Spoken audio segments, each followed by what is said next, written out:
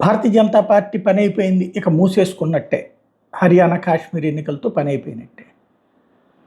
ఇలా అయితే కనుక అసలు భారతదేశంలో ఇప్పుడు కాంగ్రెస్ పార్టీ మూడు టర్మ్స్ నుంచి ఓడిపోతుంది. అది మూసేసుకోవాలి కదా మరి. చివరికి లాస్ట్ టూ టైమ్స్ అయితే కనుక ప్రతిపక్ష పాత్రకు కూడా ఛాయిస్ రాలేదు. ఈ ట్రిప్పే ప్రధాన ప్రతిపక్ష స్థాయి వచ్చింది. మరి కాంగ్రెస్ పార్టీ ఎవడన్నా మూసేశాడా? భారతీయ జనతా పార్టీకి సంబంధించినంత వరకు 2 సార్లు గెలిచింది హర్యానాలో, 2 సార్లు ప్రభుత్వాన్ని నడిపింది. వాళ్ళు వేసుకున్నటువంటి ఫార్ములాలు వికటించినాయి. యువతల వాళ్ళ ఫార్ములా ఇప్పుడు అచ్చొచ్చింది, నడుస్తుంది. కాశ్మీర్, జమ్మూ కాశ్మీర్లో ఒకప్పుడు కనీసం కాషాయ జెండా అనే ప్రసక్తే ఉండేది కాదు. భారతీయ జనతా అనే పేరు కూడా ఉండేది కాదు. అట్లాంటిది జమ్మూలో వాళ్ళ స్ట్రాంగ్ ఫోర్స్. కాశ్మీర్ లోయలో కూడా 3%, 4%, 5% ఓట్లు సాధించుకునే పరిస్థితిలో ఉంది. అదే సందర్భంలో కాశ్మీర్లో గెలవదనేది తెలిసిందే వాళ్ళకి.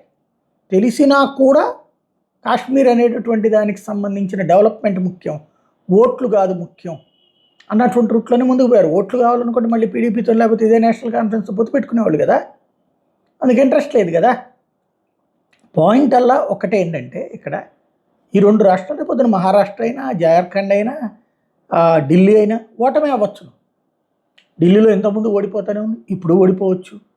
మహారాష్ట్రలో లాస్ట్ 3 టర్మ్స్ నుంచి జరుగుతున్నటువంటిది ఏంటి? ప్రజలు బీజేపీని సింగిల్ లార్జెస్ట్గా గెలిపిస్తున్నారు. ఈ దఫా కూడా సింగిల్ లార్జెస్ట్గా బీజేపీని గెలిపిస్తారు. కానీ కూటమిగా అవతలోళ్ళు ప్రభుత్వాన్ని ఏర్పాటు చేసుకుంటున్నారు. ఆ కూటముల విషయంలో భారతీయ జనతా పార్టీకి అక్కడ సాధ్యం కాదు. ఎందుకంటే ఆయన పేరేంటి, ఉద్ధవ్ థాకరే తలతిక్క వ్యవహారము, లేకపోతే కనుక శరద్ పవార్ స్వార్థ రాజకీయాన్ని వీళ్ళు ఎట్లా యాక్సెప్ట్ చేస్తారు? ఇప్పుడు కొంత టైం పడుతుంది. అప్పటిదాకా తట్టుకుంటూ ఉండాలి, పోరాడుతూనే ఉండాలి. అలాగని ఏమి శాంతం జీరోకి వెళ్ళిపోదు కదా. అలాగే జార్ఖండ్ అయినా అంతే ఉంటుంది, ప్రభుత్వం మారచ్చును. అట్లా ఢిల్లీలో రాకపోవచ్చు.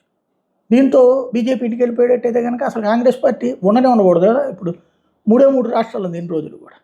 కాబట్టి రాజకీయాల్లో అప్ అండ్ డౌన్స్ ఉంటాయి. ఈ అప్ అండ్ డౌన్స్ అనేటటువంటిది శాశ్వత సమాధి ఎవరికయ్యా అంటే రాజకీయాలను వదిలేసి ఇంట్లో కూర్చునే వాళ్ళకి.